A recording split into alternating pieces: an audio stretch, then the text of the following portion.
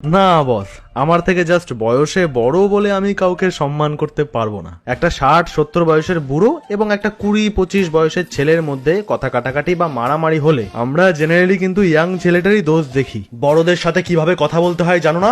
গুরুজন বলছে মানে ঠিকই বলছে। এসব জ্ঞান দি। সমাজের যুক্তি অনুযায়ী জেলে তো বুড়ো লোকেরা থাকেই না। এদিকে রেপ হ্যারাসমেন্টের অনেক ঘটনা ঘটায় এই বুড়োরাই। দুনিয়ার বড় বড় ক্রিমিনাল এই বুড়োরাই। যুবক অবস্থায় যে হারামি ছিল সে বুড়ো হয়ে ভালো হয়ে যায় না, সে ওই হারামিটাই থাকে।